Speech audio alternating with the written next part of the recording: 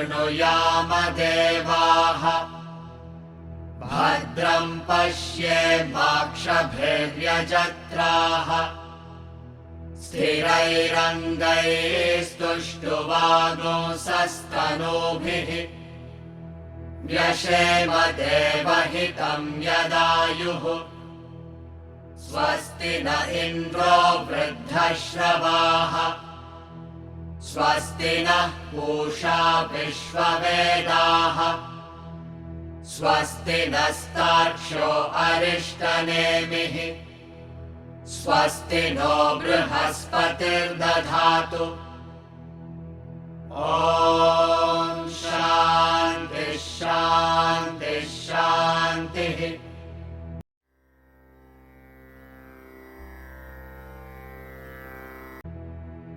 अथाश्वलायनो भगवन्तं परमेष्ठिनमुपसमेत्योवाच अधीहि भगवन् ब्रह्मविद्यां वरिष्ठां सदा सद्भिः सेव्यमानां निगूढाम् यया चिरात् सर्वपापं व्यपोह्य परात् परं पुरुषं याति विद्वान् तस्मै स होवाच पितामहश्च श्रद्धा भक्तिध्यानयोगादवैः न कर्मणा न प्रजया धनेन त्यागेनैके अमृतत्वमानशुः परेण नाकं निहितं गुहायां विभ्राजते यद्यतयो विशन्ति वेदान्तविज्ञानसुनिश्चितार्थाः सन्न्यासयोगाद्यतयः शुद्धसत्त्वाः ते ब्रह्मलोकेषु परान्तकाले परामृतात् परिमुच्यन्ति सर्वे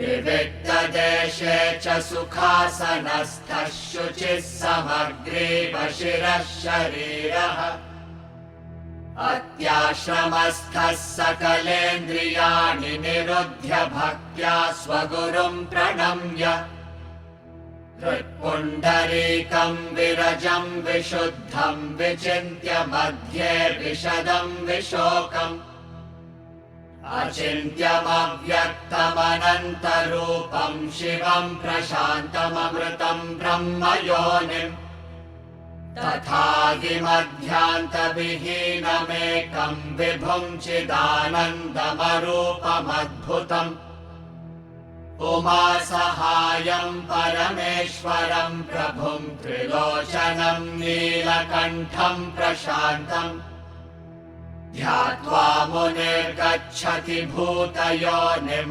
समस्तसाक्षिं तमसः परस्तात् स ब्रह्मा स शिवस्येन्द्रः सोऽक्षरः परमस्वराट् स एव विष्णुः स प्राणः स कालोऽग्निः स चन्द्रमाः स एव सर्वं यद्भूतं यच्च भव्यं सनातनम् ज्ञात्वा तं मृत्युमत्येति नान्यः पन्था विमुक्तये सर्वभूतस्थमात्मानं सर्वभूतानि चात्मनि सम्पश्यन् ब्रह्म परमं याति नान्येन हेतुना।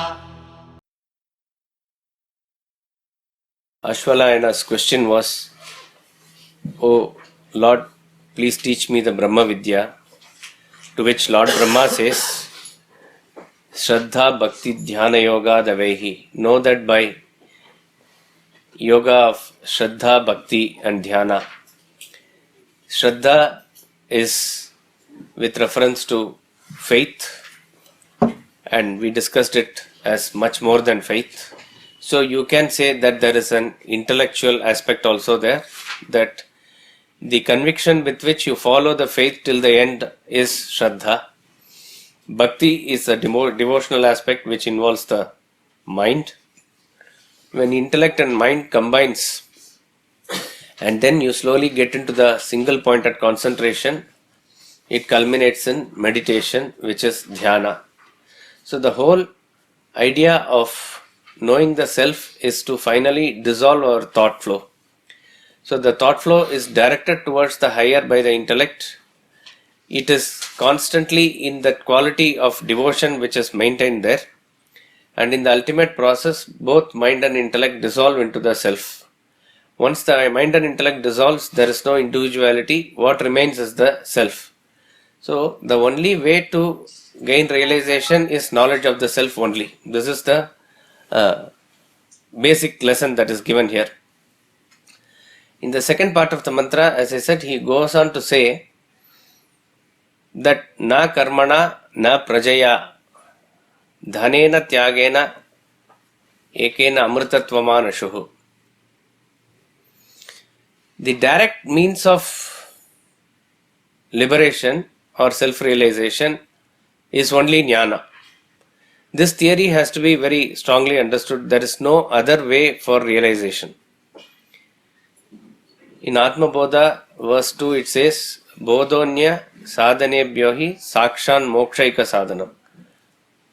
Just as fire is used for cooking, fire is the direct means for cooking, knowledge alone is the means for liberation. Though we can have various subsidiary activities that are required and essential that are done before cooking, but if you consider actual cooking, what is the cause? Fire is the cause. But you need to definitely prepare by cleaning the vegetables, cutting the vegetables, and you need to wash the rice, various things that you need to do. But when it comes to actual cooking, fire is the cause. Exactly like that, he says, there is only one way for realization, that is knowledge of the self alone. There is no other way. Various other paths, various other yogas, everything is given. All that is meant as preparation for gaining the knowledge of the self. And you cannot gain the knowledge of the self before that also. So that preparation is definitely required. But if you go by the cause and effect, the direct cause for liberation is actually gaining the knowledge of the self. This is emphasized again by Adi Shankaracharya in Bhaja Govindam also. He says, Jnana vihina sarva matena muktim na bhajati janmashatena. Sarva matena means according to all schools of thought. See, there are various schools of thought within Vedanta itself and within our Hindu darshanas, philosophies itself. And they may differ as to what that final state of realization is. But what they consider as realization is actually the product of jnana only. It is merely the interpretation of the Vedantic scripture in their own way that they say this is what it is. So sarva matena, according to all schools of thought, what is the direct means for liberation is jnana. Jnana vihina sarva matena. So he gives that in the context of, today it's very important that people go to Ganga Sagar on this auspicious day, Makara Sankranti. So kurute Ganga Sagara Gamanam. People go to Ganga Sagar, where the Ganga meets ocean, that is very auspicious, very holy, and they go there and take a dip and they do all the rituals there. Vrata Paripalanam, they do various vratas, various vows, various rituals.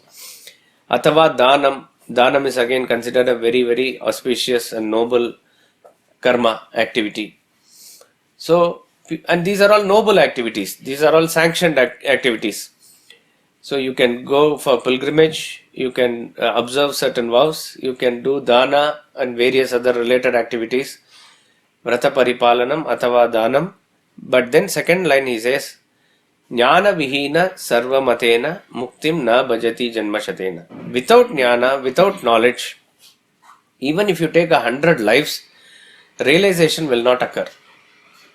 Liberation will not occur.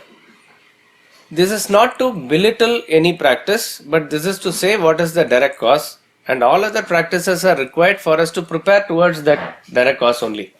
Otherwise, we will definitely get punya, we will get various other benefits of whatever we do, and you may enjoy higher benefits, but again you have to come back to this Mrityu Loka, this world, and continue your journey.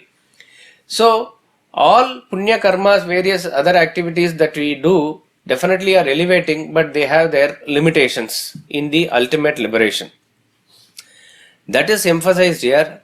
Na karmana, na prajaya, dhanena tyagena, mritatvamanshuhu. Why he says, emphasizes this here is, in the earlier portion of the Vedas, it is very much emphasized that one must do karma. Yavat jivet agnihotram, you have to do, it says. Yavat jivet means till the time you live, you have to do agnihotra. Agnihotram is a fire ritual that you do. Till you do, you have to do it. There are even now maybe certain orthodox people who do, I mean, it could be very rare, but that fire that is lit for this must not be put off at all, and they take it and keep it again, the next day do it. It is like lifelong practice that they do. It has to be continuously done. So, lifelong you have to do rituals, it is said. And it is not just said in the earlier portion, certain portions of even Upanishads. We are going to see in the next Upanishad, Mundaka, it is said, whatever ritual is prescribed, do it properly, it says. It says in the Upanishad.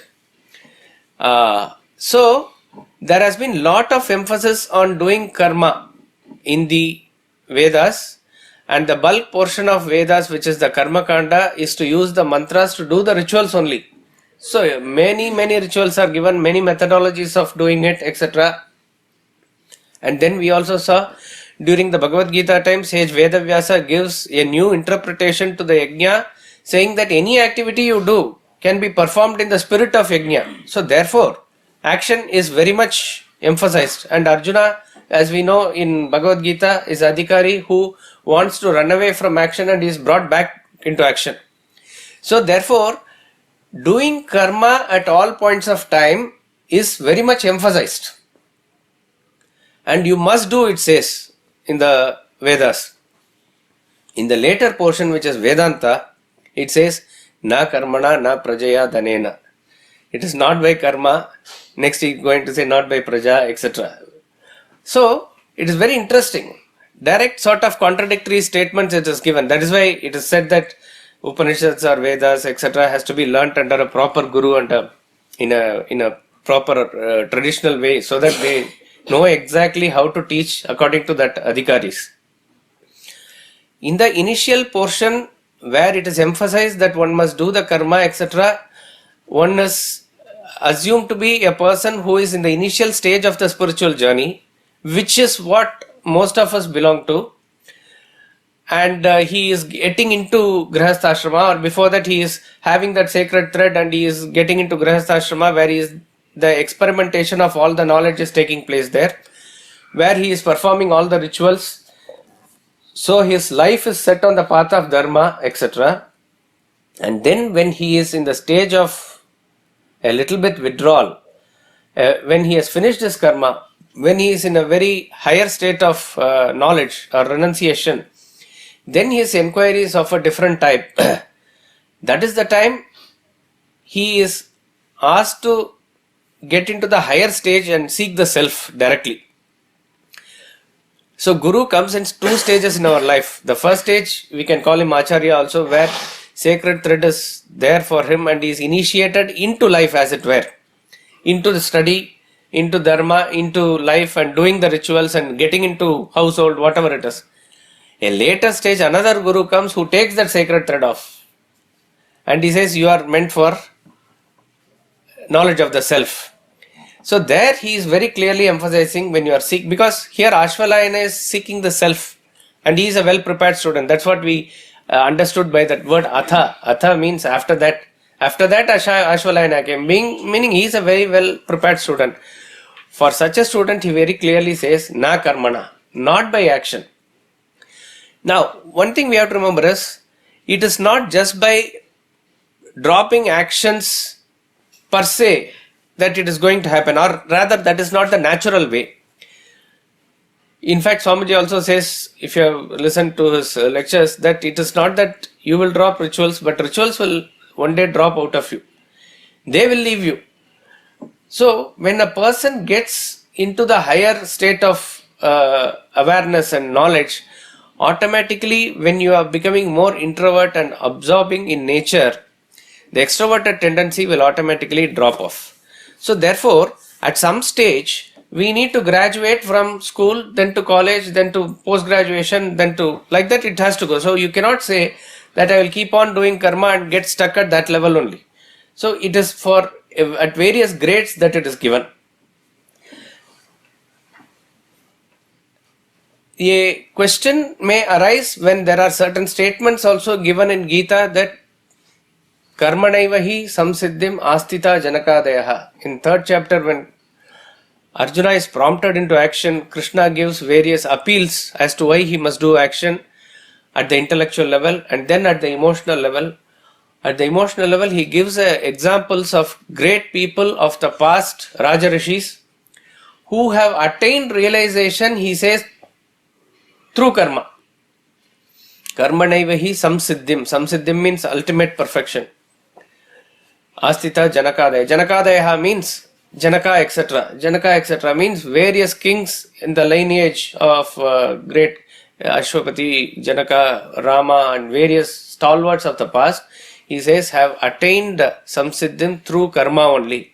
Wherever the statements are given, you have to understand the theorem that all this prepares you and then jnana dwara, through jnana only go. In some places in Puranas etc., even to emphasize the importance of that, suppose in Ganga, Ganga Mahatmyam or something, he says, you take bath in Ganga and that will take you to moksha, it says. That means everybody now, half of India must be already liberated if that is the case. It is not so. I mean, what it means is that purification is a process by which it prepares you for knowledge. So that fill in the blanks, jnana dwara must be filled in by you all points of time. So this is the theorem. But in order to emphasize the importance of karma to Arjuna at that point of time, he says, forefathers of you, who were all great kings, who were all in the thick and thin of society doing their duty as the king, they attained liberation. And their main emphasis was karma yoga only. So why are you running away from action? This is an appeal that he is appealing to the, reverence that Arjuna has for his forefathers.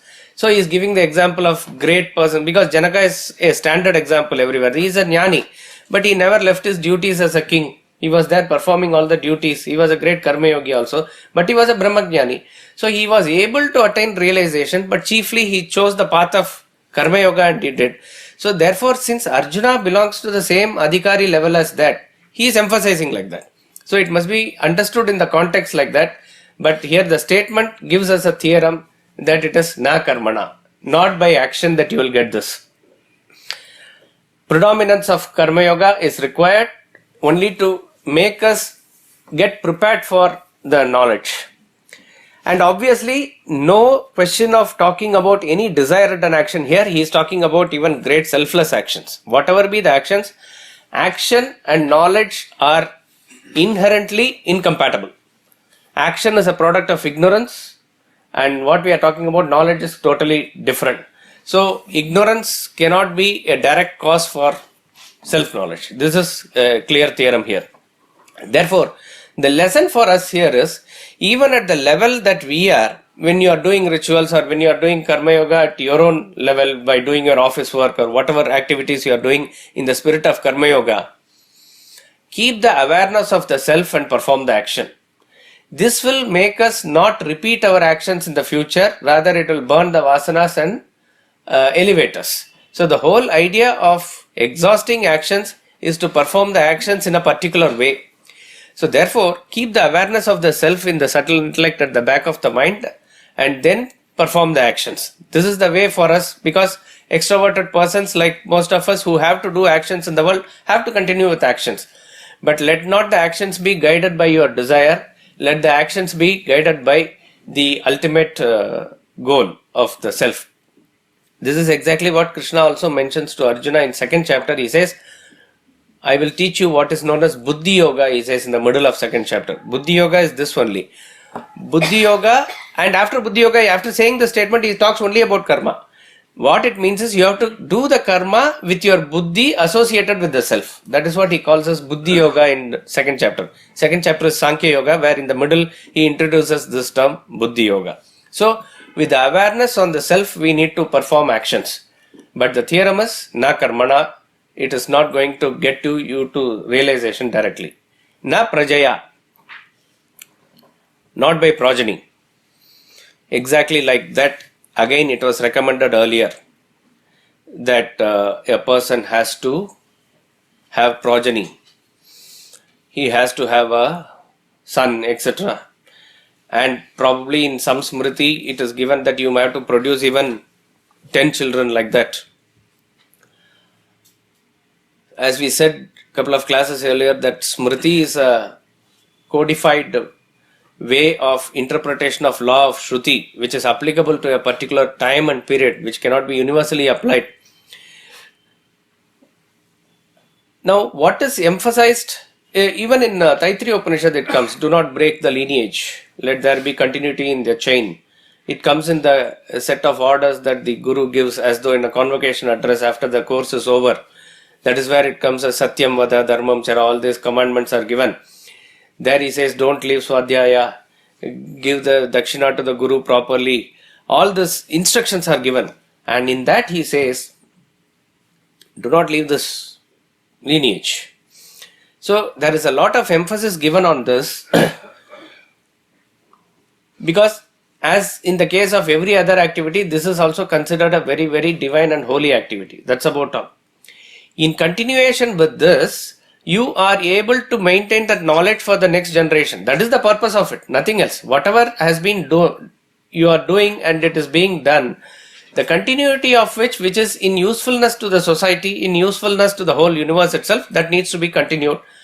So that is a very natural order which you need not do, and therefore there was an emphasis on this. In fact, the term putra itself in Sanskrit is,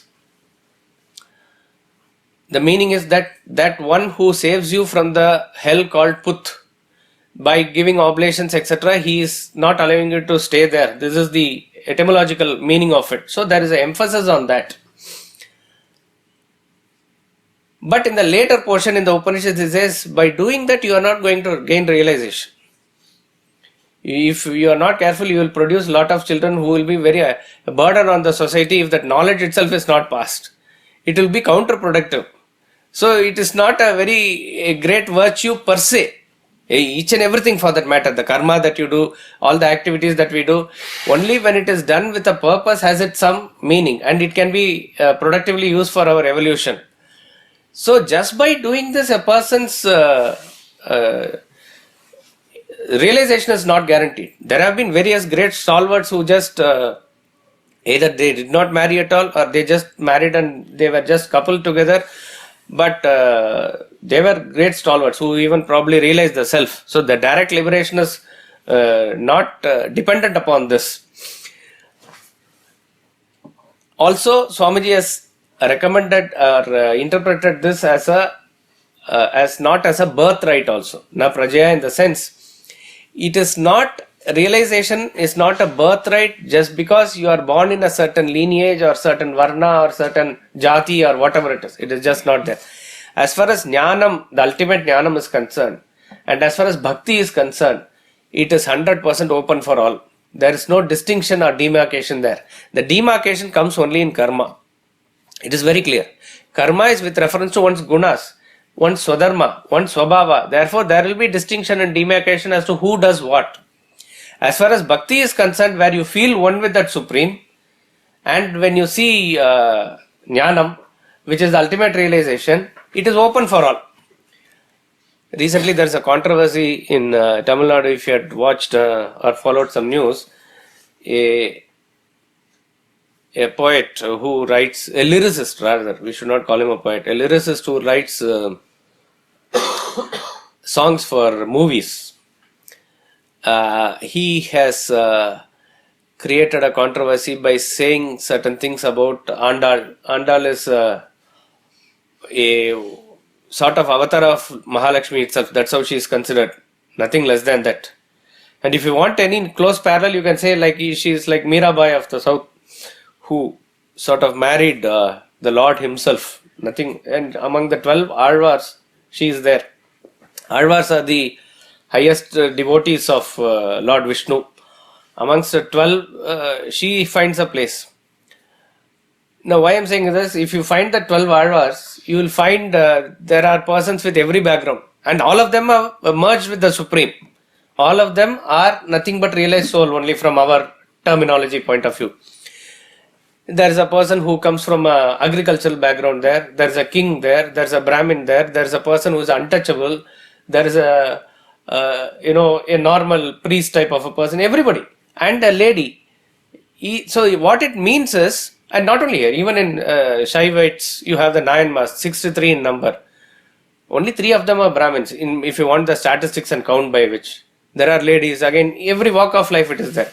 So when it comes to realization, you find that it is really not restricted to any particular community or any particular gender, or in any way the demarcation should not be applied.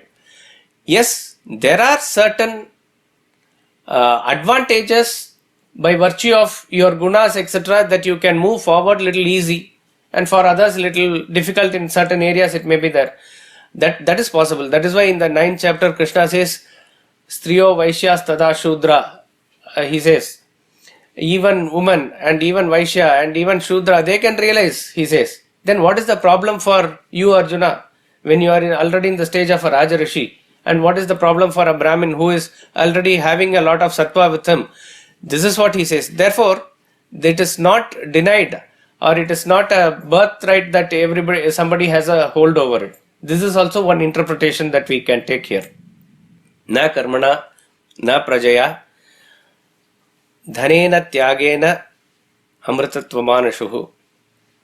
But by renunciation of wealth, some have attained that immortality. It is exactly the parallel what we saw in Ishavasya Upanishad as Tena Tyaktena Bhunjita. May you attain that by renunciation.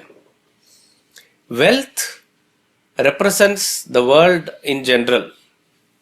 Everything in this world is connected with the wealth. So what it means by renunciation of wealth is renunciation of the value that we have for this world in general. By and large, everything, if you connect, finally it boils down to wealth only. Each and everything has a value in that way. And most of the time, our thoughts are centered around the world in some form or the other. So a standard line is given for which the basic attachment comes from the wealth. So if a person is able to take off his attachment from the wealth, he has attained certain amount of renunciation, as it were. So by placing the right value upon the world, you are elevating yourself to higher state. So this is what Swamiji mentioned in this lecture, Viveka and Vairagya, that renunciation is not giving up, but it is taking up rather. Giving up is an effect.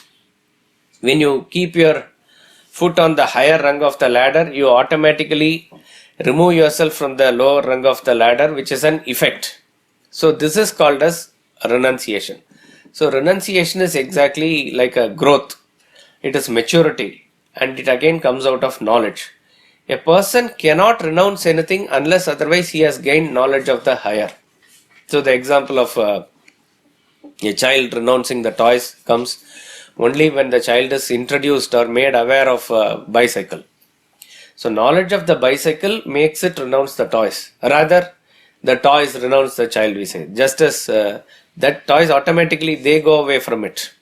So renunciation is an effect. And you need to just go through the chapter on renunciation in Vedanta treatise, which is one of the very beautiful chapters, where he analyzes by saying that this has nothing to do with you being in the society or not in the society. That means you can be out of the society also, or you can be in the society. Being in the society, whether you contact the sense objects or not contact the sense objects. See, if this knowledge is meant for renunciates, and that means only if it is meant for those who have moved to the forest, which is away from the society, then it is very, very less number of people who will be adhikaris for Vedanta. then it is not a very practical philosophy. But we have seen in the past also, as he gave the example of Janaka, etc., who were in the thick and thin of society and they practiced this renunciation. Many grahasthas who wear the white dhotis have shown remarkable renunciation, greater than even those who have taken up ochre robes. We have seen history also in our own country in various corners, they have proved also. So it has nothing to do with whether being in the society or outside the society. Even great or those people who take up the ochre robes, they are to be worshipped. It is but like who do, let us say a person studies mathematics and it is meant for everybody to study. But in the classroom, one or two will go into deeper study of that and do a research or a PhD in that. Like that, some may take this completely into it and they may do a complete research into it. They may withdraw themselves into a forest and do that. But most of the other people will apply mathematics in society. Like that, you can apply Vedanta in wherever you are. So you can be here practicing it. And you can contact the sense objects also. Otherwise, it will be a very, very frustrating experience. You be in the society, but you are not allowed to contact any object, means that cannot be a case for renunciation. And there is no restriction on quantum also. You can as though enjoy as much as you want. So absurd examples of Krishna marrying so many wives, Durvasa eating all the time, all this is given to an absurd degree for us to make us think. And yet renunciation is glorified and they are considered renunciates because the value that they keep for what they contact determines renunciation. A person can actually have renounced everything. He may just have just a begging bowl, but he may be attached to that begging bowl. He is not a renunciate. In the case of South India, there is a great saint who was a renunciate. He is on north gate of this temple with his begging bowl and arms. He is there. On the southern gate is his disciple, who was a king who has left everything, and he is there on the other side. And this man was a great man of evolution, and a girl was very attracted towards him, genuinely, by his stature, and she wanted to marry, and the father was very humble enough to approach him and request that. So this guru says, I am really a renunciate, because he was already married and he renounced everything and he came here. But my Shishya is on the other side, who is a samsari, he says. And they go to the other side to propose to him. And he is startled because he was also a king, he left everything and genuinely thought he was following this. But he had actually, fallen in love with a dog which was there and he was just taking care of it. And then he was just, he left everything, but he was taking care of this and he had a special attachment towards that dog from that time onwards. Then he comes running around to this side and says to the guru, he says, what have you said? I have left everything and I am trying to gain knowledge through you as my guru, and you are saying that I am a samsari. And then he points out, this is your attachment to the dog. And that is the time he realizes that the attachment is at the mental level, that you can leave everything. But that bondage can be there to a small thing that at that point of time. So that really determines whether we are renunciate. So the quantum of wealth we have or don't have, etc., doesn't really determine it. And the story goes, but he breaks that bowl on the dog's head, kills the dog and kills himself. Kills himself in the sense, he actually goes on to realize the self before the guru. That is the story of it. Now, so therefore it has nothing to do with the quantum of our contact also. But what is then really renunciation? This analysis seems to give a license for us to do whatever we want and claim that we are renunciates. That is not possible. It is possible only when you set higher values in life, where the mind begins to appreciate and give higher value for certain things, by virtue of which our attachment to the lower automatically comes down. So you cannot try and reduce your value for money or relationship or family or status or power or position directly. It is just not possible. It is exactly like how the in that Birbal story where he says, if you want to reduce the size of the line without touching it, you have to draw only a bigger line. So without touching it, if you want to reduce it, you can only concentrate on something apart from it. So since our mind is already caught up in certain things and having certain values, it is not possible for the mind to say that what is in money or what is in family, leave everything. It cannot leave. Instead, the mind must appreciate certain things higher. That is why with certain amount of experience in the world and with certain intelligence, don't we all know really what not to do or what not to think of? Ego is wrong, anger is wrong, or all these things we know. We don't need a Bhagavad Gita or a guru to say this.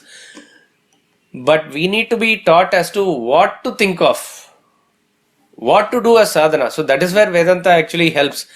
It tells that there is something called the self. So it makes our thought go there. So the value that you set for it automatically reduces your value for wealth, as it were. Tena tyaktena bunjita. May you enjoy by renunciation. That is exactly what it means. And on the other hand, people who take it up as a sadhana to renounce wealth and take up an akarro, they need to be worshipped also. They are great, great people. And if they are able to practice with the Dhrida Vairagya, probably that is the shortest way. But only stalwarts can do it. Only great people can do it. Adi Shankaracharya, whose avatara was to even show us the glory of the fourth ashrama, which is Sannyasa Ashrama, even his own time, where people have taken up ochre robes and not really used that ashrama properly, he really condemns them and takes pity on them and says various vesha that they do. Jatilo mundi lunchita keshaha kashayambar bahukruta veshaha pashyannapi cha na pashyati moodaha udara nimittam bahukruta veshaha. And he is condemning pseudo sannyasis. And particularly at that time, probably a little bit of influence of Buddhism, where it directly encouraged renunciation more and more as a common thing for everyone, which is not the case, which cannot be the case. So he's saying some people can pull out hair one by one. Some people go bald completely. And they do various other things. And they put on kashayambara bahukruta vesha. They put on the ochre robes. Why do they do this? They do it udara nimittam. They do it for belly's sake. Even today, if you are putting on ochre robe, even if you are a pseudo sannyasi, food is guaranteed. That sort of people still have value for it. So it's a very easy way. Swami Ramtirtha also condemns that in 20th century. And he says, Pashyannapi cha na pashyati moodaha. Actually, they have taken up a path by which they are supposed to see the truth, but they are not seeing the truth. And they are just settling it or exchanging it for a low value. So he is actually taking pity upon them. So Shankaracharya condemns that in his century, wherever he lived 2500 years ago, or commonly understood as 12 centuries ago, whatever be it, even at that time, this was there.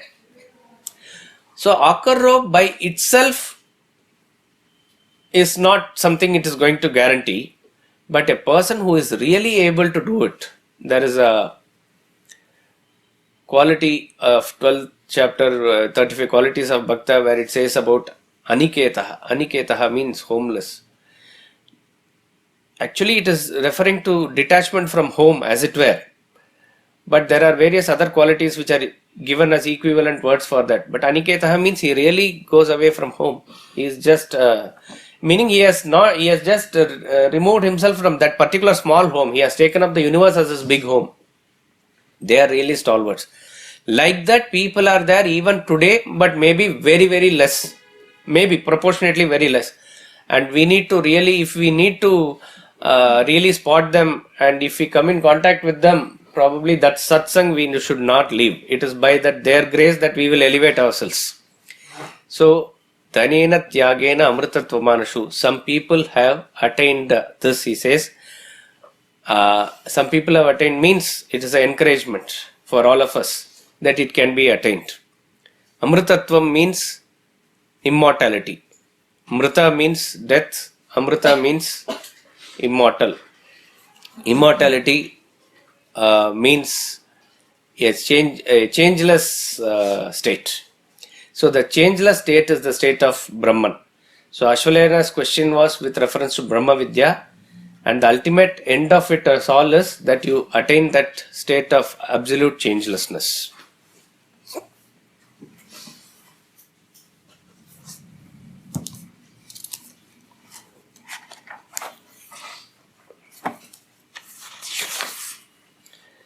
To him, verily, Lord Brahma said, know that by the yoga of Shraddha, Bhakti and Dhyana, not by activity, nor by progeny, by renunciation of wealth, some attained immortality. We'll chant mantra 3 twice. परेण नाकं निहितं गुहायां विभ्राजते यद्यतयो विशन्ति वेदान्तविज्ञानसुनिश्चितार्थाः सन्न्यासयोगाद्यतयः शुद्धसत्त्वाः परेण नाकं निहितं गुहायां विभ्राजते यद्यतयो विशन्ति वेदान्तविज्ञानसुनिश्चितार्थाः सन्न्यासयोगाद्यतयः शुद्धसत्त्वाः.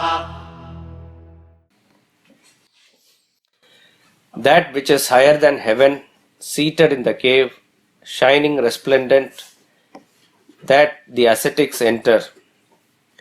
Those ascetics are well established in Vedantic wisdom to become pure sattva, self, through yoga of renunciation.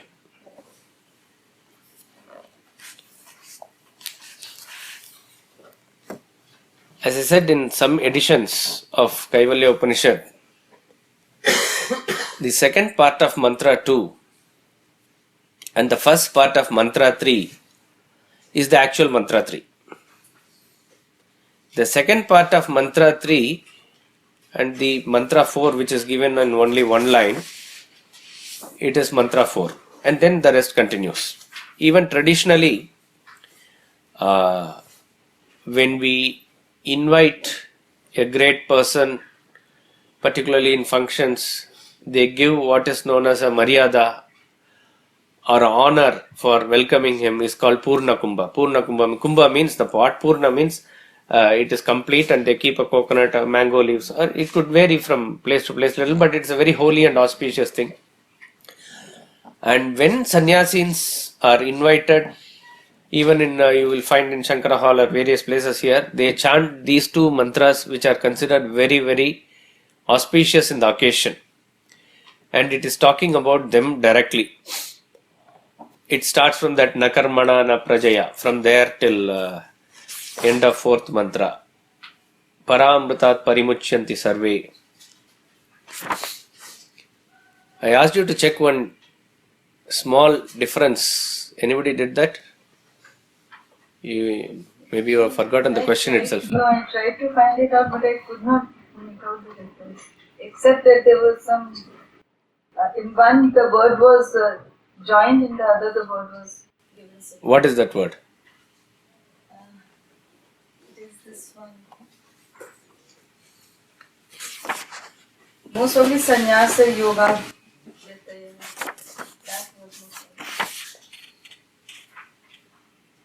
No, not Sannyasa Yoga. Okay, you have one more week to try.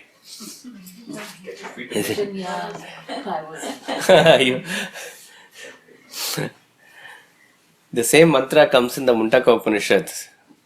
Same mantra means the second part of the third mantra and the fourth. Verbatim same, exactly the same. There is only one small difference, very, very, very minute difference that is there. Try to see what the difference is. Mantra 3 and over here. Mantra 3 second. Second part of mantra 3 and mantra 4, which is one mantra, and one comes in Mundaka. Mundaka mantra 6 of part 3. Mundaka, part 3, second part, mantra 6. Yeah. Verbatim the same, exactly the same. But you will find the interpretation is different in that and in this. When we come there, it's a different interpretation you will find. Okay.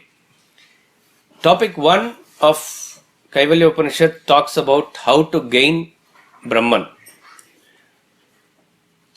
Direct answer for that is given in the mantra 2, and further explanation is given in mantras 3, 4 and 5. Parena Nakam is a great construction. Kam means joy. Akam means in Sanskrit most of the times is opposite in meaning. Akam means no joy. No joy refers to sorrow. Na akam means no sorrow, great joy. Fabulous construction this is. It refers to heaven. So nakam actually refers to heaven. But the term that is given here is parena nakam. Parena nakam means that which is higher than heaven. It is a very beautiful way of putting it. Swamiji usually gives an example, worldly example to prove this point. See, again, this example has limitation. You have to understand in worldly context. A person is in a fabulous spirit all the time. He is a jolly person, living life to his fullest. He goes to club, he plays golf, and he is in high spirits always. Generally a very happy person. So such a person, suddenly his family meets with an accident and all of them die. He is in extreme sorrow now. He is totally broken. That person is completely shattered. He is in a state of sorrow. And it takes time for him to forget it. And maybe 2 years later, whatever be the time, I'm just saying, that he is not now brooding over the loss. He is somewhat come out of it. So, at that point of time, he is in the state of akam. That means, he is in the state of nakam. First he was in the state of kam. Then when the thing happens, he is in the state of akam. Now, he is not having that sorrow. So that means he is in the state of akam. Nakam. Nakam means no sorrow. But he has not come back to his original state of going to the club and singing and dancing, that sort of a life. That is not there. But you can say he is not in the state of sorrow. So, Nakam or heaven is indicated as a state of joy or a state of definitely no sorrow. This is one of the indications given as to how the gods are there in heaven. They have no agitation, no sorrow whatsoever. All the enjoyments, suppose you take it as a value given to it in the earth, it is 10 times, 100 times, 1000 times like that. And sort of here how it is interspersed by sorrow and agitation, that is not there. So they go on a sort of a continuous state of joy. But from the ultimate point of view, that is not the highest joy. That also has got a limitation. With reference to our worldly joy, it is no doubt greater joy, but that is also limited.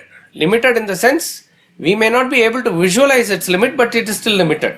That is why Upanishads give it in terms of higher progressions of, exponential progression, like a geometric progression. It is given higher and higher joys are there. So what we experience as human joy is what maximum we know.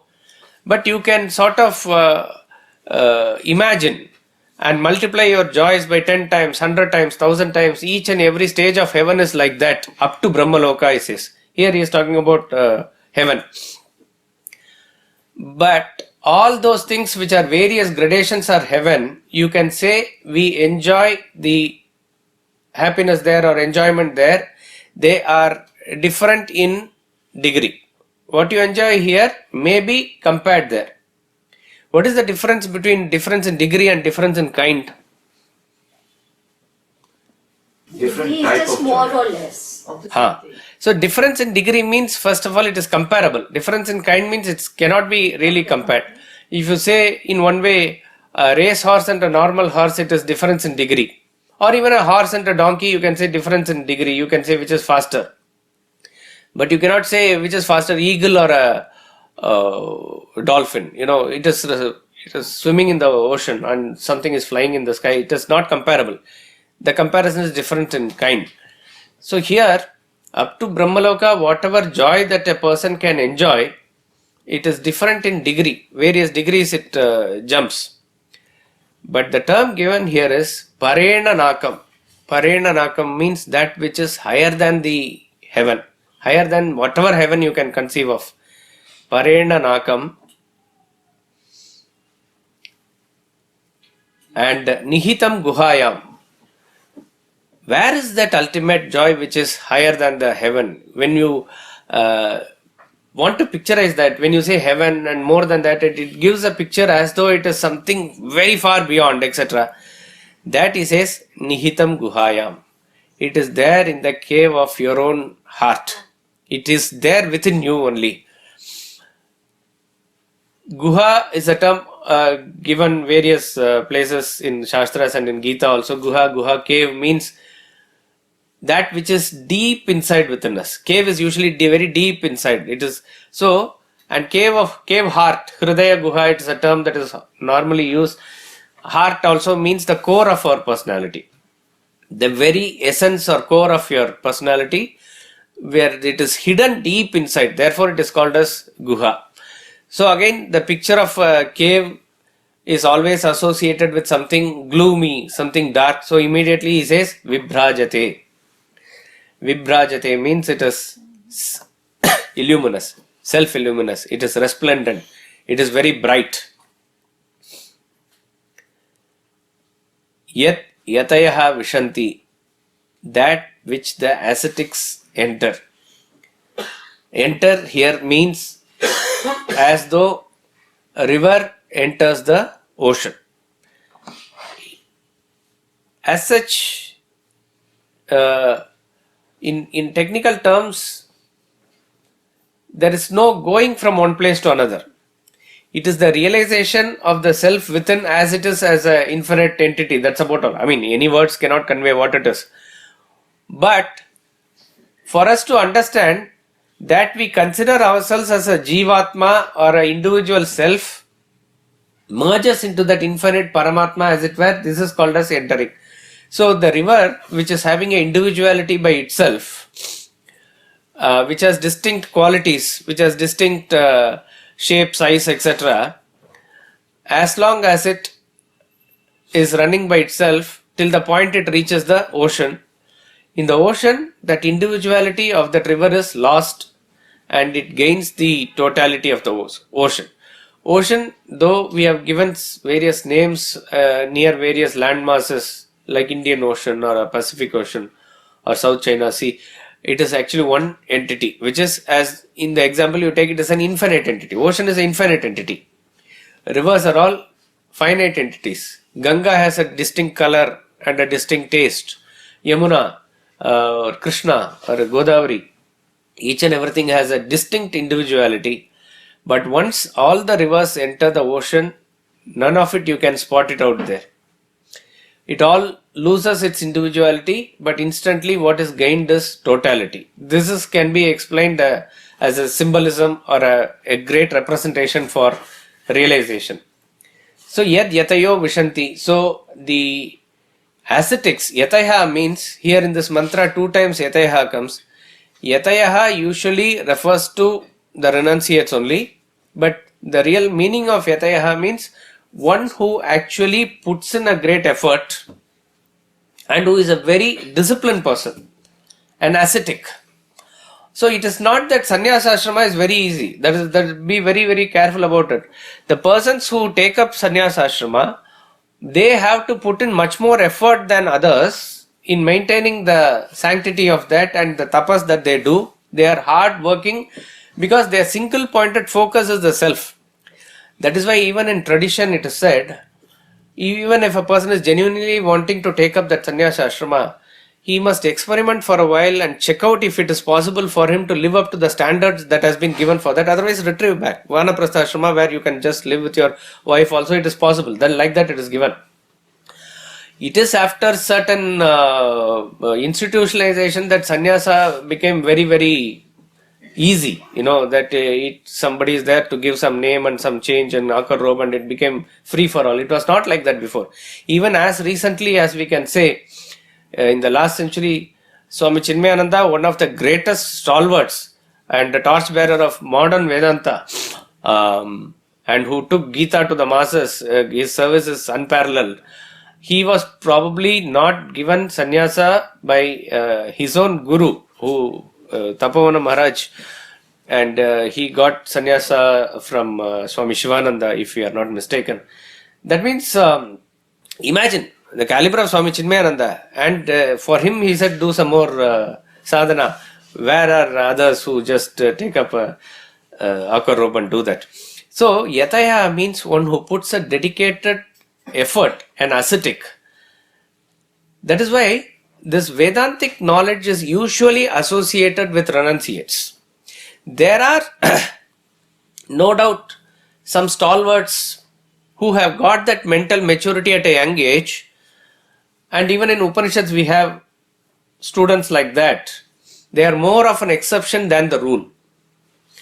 In the next Upanishad that we are going to see, Mundaka, the student is Shaunaka, a fulfilled householder. He sort of represents who is a person who is asking the question of self to a qualified guru. But there is Nachiketas in Kathopanishad. There could be other great people also who have got that spark at a very young age. But they are more of a inspiration for us and more of an exception to the rule. So in general, if you take the 4 stages of life, Brahmacharya ashrama is the first stage, then the Grahastha ashrama, which is the main stage, and then Vanaprastha, which is the recluse where he is withdrawn, but he can be in a garden, he can be in a forest, like that it is said, with his wife, but generally withdrawn from the family and doing subjective worships. And then finally is a mendicant who is a sannyasa. This is the general 4 stages that are given. These 4 stages seem to correspond with the 4 aspects of the Vedas also. There seems to be a parallel. In the Brahmacharya stage, mantras are taught, and of course, main thing is the teaching of mantras, not much of emphasis on meaning, etc. And then in the Grahastha stage, where he is using all the mantras to do the karma, rituals. So it's a very action-oriented stage of life. Most important, or rather the lengthy part of life, is that Grahastha ashrama. And in the Vanaprastha ashrama, when he is withdrawn, he is able to do the subjective worships as given in Aranyaka. And then when he comes to Sannyasa ashrama, he is able to directly relate to the Upanishads. This is a general, as I am saying, it is a general pattern that we see. It is given as a general thing. But not necessarily on a one-to-one basis. There could be a stalwart who can be, as I said, without even getting into Grahastha ashrama, he can directly go to the last stage of inquiry into self. There are great stalwarts like that. But this seems to be the general thing. So, yatayaha, or we see yati. Yati means, it comes from this one. Yati is a sannyasi. Namashri Yatirajaya Vivekananda Suraye is a shloka attributed. Yatiraja means he is a king among renunciate. Vishanti, they enter. So it is a very clear indication that unless otherwise a person goes into the stage of renunciation, the next stage of realization is not possible. Therefore, for us, one message that we can derive here is that if at all we need to keep a relative ideal in life, we can aim towards going and achieving the stage of renunciation in a lifetime. if a person has a relative goal, realization may be too far off or to conceive as of now what it is and to work for it on a continual basis. At least we can keep a target of how to get into the stage of renunciation. And it is not directly related with age that by the time you retire and you take up automatically Gita study will come and then you will renounce. It is not related to physical age. It has to do with your mental withdrawal only. So that is what we need to practice as we do karma. When we do karma in the proper way, only then it can. So our aim, if we are not able to visualize realization very clearly, we can at least visualize the stage of renunciation. Again, as I said, how it is achieved, whether you are in the household or going away from society, all that is all different. That is all, we need not worry about that. But we need to worry about getting into that mental state of a higher consciousness. Such a person who has reached there, he is able to get into the self. So in the famous diagram of Swamiji also, he puts 3 lines here: karma, bhakti, jnana. All this is the stage of extrovert where he does different yogas, etc. Then you enter the main road. There is uparati, then there is dharana, dhyana. Only then the samadhi comes. So one has to have that stage of completely withdrawing oneself from the world, and then that person is qualified to enter into the state of self-realization. Now this portion of Upanishads is also going to introduce a very beautiful concept, the concept of liberation through stages. This Upanishad is called as Kaivalya Upanishad. Kaivalya means, as we said in the first class, it is direct. Kaivalya, Kevala. Kevala means that alone. And Kaivalya Mukti means direct liberation. Another type of liberation is liberation in stages. Krama Mukti it is called. And another path is path of return. It is not liberation. You go and come back. Going and coming back is one thing. Going and going from there is another thing. Directly reaching realization is 3. These 3 are going to be discussed. In fact, today is a very auspicious day of Uttarayana. In the 8th chapter of Gita, he uses the symbolism of Uttarayana and Dakshinayana to explain the concept of path of return and path of no return. Path of return is the path where you go and come back. Path of no return is where you go and from there you go to realization, liberation. And direct liberation is achievable here and now. We'll see that in the next class. Yes, sir. You have said that action is a product of ignorance. Yes. And because of action, the balance of the karma, a person takes a human body. The body is also a product of karma only. Now, that means to say that only Videha Mukti should be considered as liberation, not the Jivan Mukti, because even in Jivan Mukti, after that, the body remains, that means the karma remains, that means the ignorance remains. That is why we give that example of it's just a prarabdha karma of the jnani that is going on. It is, as far as he is concerned, he is not the body there. He has no attachment to the body or no connection to the body, as it were. So from our point, we see him moving, doing etc. things, and like us, he is traveling in the world. Maybe he is inspiring others. That is explained with reference to the lingering prarabdha karma. As far as his merger with the self is concerned, once the entire Sanchita is burnt and the knowledge is already dawned, he is realized. From his standpoint, only self remains there. So, Jivan Mukti is possible. Basically, in this, the second mantra, what we are talking about, Tyage Naike. Naike means some.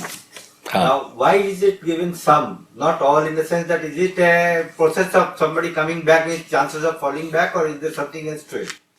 No. As I said, he is also saying, na karmana, na prajaya, but some have attained through renunciation also. So as I said, it could be encouraged that some have attained. So it is there is a encouragement that all of us can attain in that sense.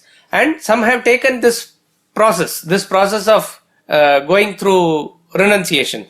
Like in the 18th chapter of Gita, Moksha Sannyasa Yoga.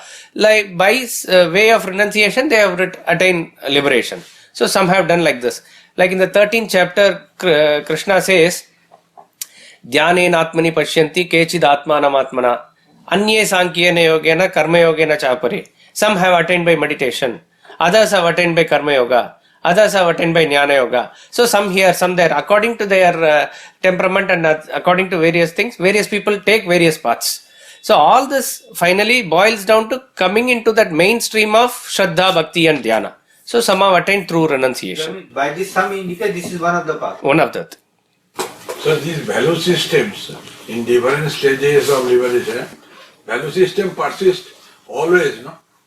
No, you are talking about different stages of realization in terms of what we said as Krama Mukti. Yes, yes. No, in Krama Mukti we have not yet explained. When we get to that, you will understand what it is. It has nothing to do with value systems. Yes, sir. Sir, did I understand correctly? You said that there is no relation between karma and jnana, Yeah, there is karma and jnana are basically opposed to each other. but then don't we need jnana to improve the quality of karma and come out of karma itself? Mantra 14 and Mantra 11 of Ishavasya, we dealt in detail. Combine Vidya and Avidya. That is the solution. Go over it again. That is the solution. We'll conclude with the bhajans here.